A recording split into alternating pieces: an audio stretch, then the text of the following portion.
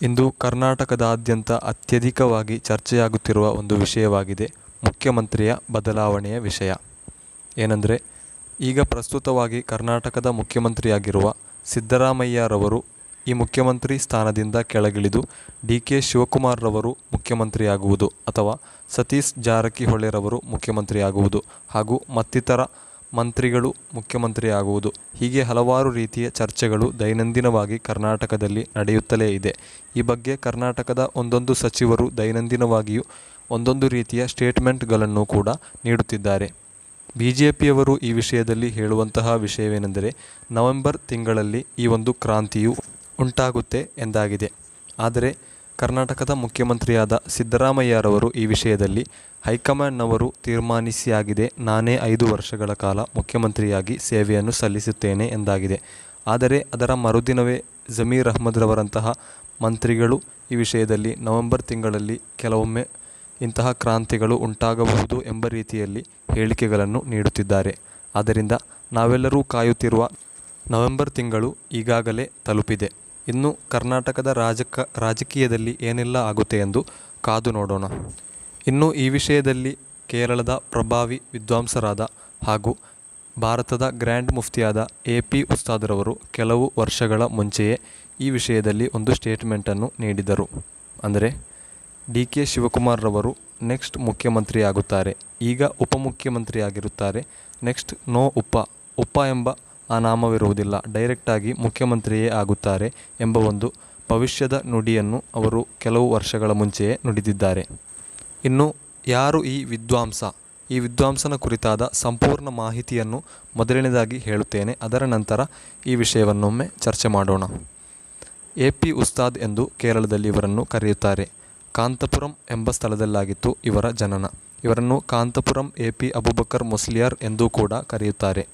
AP. Ustad ಎಂದು ಜನಪ್ರಿಯರಾಗಿರುವ ಶೇಖ್ ಅಬೂಬಕರ್ ಅಹ್ಮದ್ ಅವರು ಕೇರಳದ ಮೂಲದ ಒಬ್ಬ ಪ್ರಭಾವಿ ಇಸ್ಲಾಮಿಕ್ ವಿದ್ವಾಂಸರು ಹಾಗೂ ಶಿಕ್ಷಣ ತಜ್ಞರು ಮತ್ತು ಧಾರ್ಮಿಕ ಮುಖಂಡರು ಕೂಡ ಹೌದು.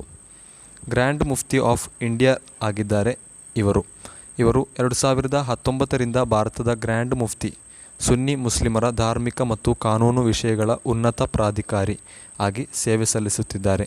ಧಾರ್ಮಿಕ ಮತ್ತು ಶೈಕ್ಷಣಿಕ ಸೇವೆ ಅವರು ಕೇರಳದ ಕೋಳಿಕೋಡ್ನಲ್ಲಿರುವ ಮರ್ಕಜ್ ಸಕಾಫತ್ ಸುನ್ನಿಯಾ ಎಂಬ ಒಂದು ಸಂಸ್ಥೆಯನ್ನು ನಡೆಸುತ್ತಿದ್ದಾರೆ. ಇವರು ಆ ಸಂಸ್ಥೆಯ ಸಂಸ್ಥಾಪಕರು ಮತ್ತು ಕುಲಪತಿಯಾಗಿದ್ದಾರೆ. ಈ ಸಂಸ್ಥೆಯು ಅನಾಥ ಮಕ್ಕಳಿಗೆ ಆಶ್ರಯವನ್ನು ನೀಡುತ್ತೆ ಮತ್ತು ಶಿಕ್ಷಣ ಮತ್ತು ಧಾರ್ಮಿಕ ಜ್ಞಾನವನ್ನು ಒದಗಿಸುವ ಮೂಲಕ ಪ್ರಸಿದ್ಧವಾಗಿದೆ. ಕಾಶ್ಮೀರ, ಗುಜರಾತ್, ಅಸ್ಸಾಂ ಮತ್ತು ಉತ್ತರ ಪ್ರದೇಶದ ಕೋಮು ಗಲಭೆಗಳಿಂದ ಅನಾಥರಾದ ಮಕ್ಕಳು ಮತ್ತು ನೈಸರ್ಗಿಕ ವಿಕೋಪಗಳಿಂದ ಬಾಧಿತರಾದವರ ಮಕ್ಕಳು ಬೆಳೆಸುವ ಮತ್ತು ಅವರಿಗೆ ಶಿಕ್ಷಣ ನೀಡುವ ಕೆಲಸದಲ್ಲಿ ಅವರು ತೊಡಗಿಸಿಕೊಂಡಿದ್ದಾರೆ. ಮಾತ್ರವಲ್ಲ, ನೇಪಾಳದಿಂದಲೂ ಕೂಡ ಬಂದು ಈ ಸಂಸ್ಥೆಯಲ್ಲಿ ಕಲಿಯುವಂತಹ ವಿದ್ಯಾರ್ಥಿಗಳು ಧಾರಾಳವಾಗಿಯೇ ಇದ್ದಾರೆ. ಅದೇ ರೀತಿ ನಮ್ಮ ಕರ್ನಾಟಕದಿಂದಲೂ ಕೂಡ ಹಲವಾರು ವಿದ್ಯಾರ್ಥಿಗಳು ಈ ಸಂಸ್ಥೆಯಲ್ಲಿ ಧಾರ್ಮಿಕ ಹಾಗೂ ಶೈಕ್ಷಣಿಕವಾದ ಎಲ್ಲ ರೀತಿಯ ಶಿಕ್ಷಣವನ್ನು ಕೂಡ ಅವರು ಪಡೆಯುತ್ತಿದ್ದಾರೆ. ಇವರು ಸಮಕಾಲೀನ ಭಾರತದ ಅತ್ಯಂತ ಪ್ರಭಾವಶಾಲಿ ಉಲಮಾಗಳಾಗಿದ್ದಾರೆ, ಅಂದರೆ ಧಾರ್ಮಿಕ ವಿದ್ವಾಂಸರಾಗಿದ್ದಾರೆ. ಇವರು ಸಮಕಾಲೀನ ಭಾರತದ ಅತ್ಯಂತ ಪ್ರಭಾವಶಾಲಿ ಉಲಮಾಗಳ ಪಟ್ಟಿಯಲ್ಲಿ ಒಬ್ಬರೆಂದು ಪರಿಗಣಿಸಲಾಗುತ್ತದೆ ಮತ್ತು ಅವರು ಅತಿ ಹೆಚ್ಚು ಶಿಷ್ಯ ಸಮೂಹವನ್ನು ಕೂಡ ಹೊಂದಿದ್ದಾರೆ. ಅದೆಷ್ಟೋ ಲಕ್ಷಾಂತರ ಶಿಷ್ಯ ಸಮೂಹವನ್ನೇ ಇವರು ಹೊಂದಿದ್ದಾರೆ. ಅವರು ಪ್ರಪಂಚದ 500 ಹೆಚ್ಚು ಪ್ರಭಾವಶಾಲಿ ಮುಸ್ಲಿಮರ ಪಟ್ಟಿಯಲ್ಲಿ ದ 500 ಮೋಸ್ಟ್ ಇನ್ಫ್ಲೂಯೆನ್ಷಿಯಲ್ ಮುಸ್ಲಿಮ್ಸ್ ಎಂಬ ಪುಸ್ತಕದಲ್ಲಿ ಅಥವಾ ಎಂಬ ಒಂದು ಪಟ್ಟಿಯಲ್ಲಿ ಇವರು ಸ್ಥಾನವನ್ನು ಪಡೆದಿದ್ದಾರೆ. ಇವರ ಪ್ರಧಾನ ಇತರ ಹುದ್ದೆಗಳು ಎಂದರೆ ಆಲ್ ಇಂಡಿಯಾ ಸುನ್ನಿ ಜಮಿಯತುಲ್ ಉಲಮಾದ ಪ್ರಧಾನ ಕಾರ್ಯದರ್ಶಿಯಾಗಿ ಇವರು ಕಾರ್ಯನಿರ್ವಹಿಸುತ್ತಿದ್ದಾರೆ ಹಾಗೂ ಸಮಸ್ತ ಕೇರಳ ಸುನ್ನಿ ಜಮಿಯತುಲ್ ಉಲಮಾ ಇದರ ಪ್ರಧಾನ ಕಾರ್ಯದರ್ಶಿಯೂ ಕೂಡ ಆಗಿದ್ದಾರೆ.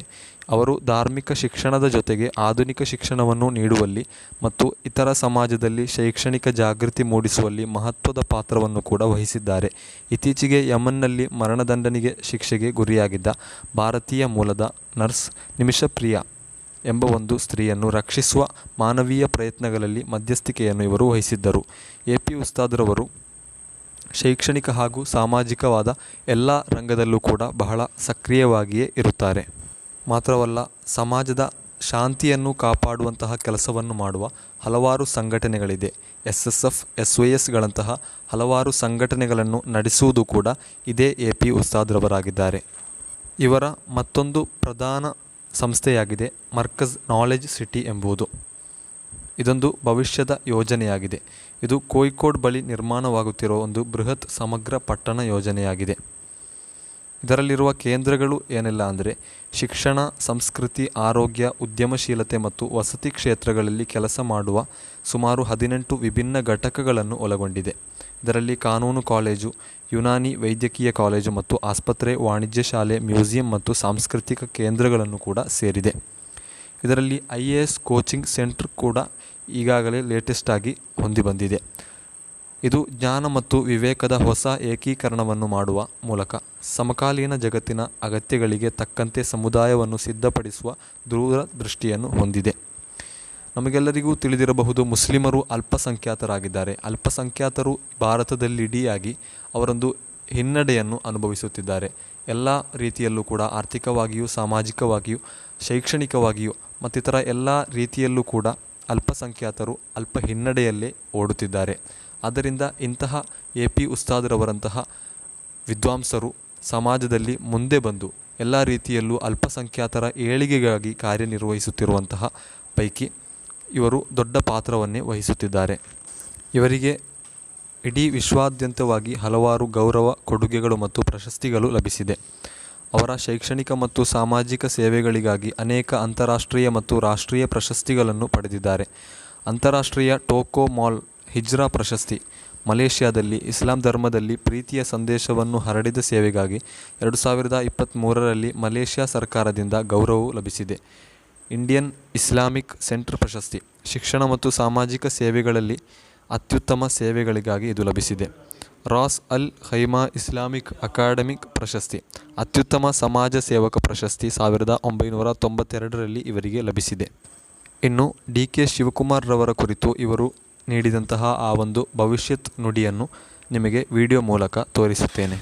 ബഹുമാനപ്പെട്ട ഉപമുഖ്യമന്ത്രി ഉപ എന്നുള്ളത് കുറച്ച് കഴിയുമ്പോൾ പോകും അല്ലേ? ഉപ നോ ഉപ ഇപ്പോൾ ഉപ നെക്സ്റ്റ് ഉപ നോ ഉപ അപ്പൊ ഡയറക്റ്റ് മുഖ്യമന്ത്രി. അപ്പോ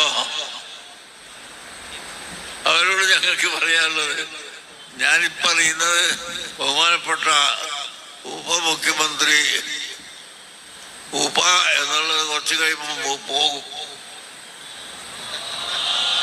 അല്ലേ? ഉപ നോ ഉപ ഇപ്പോൾ ഉപ നെക്സ്റ്റ് ഉപ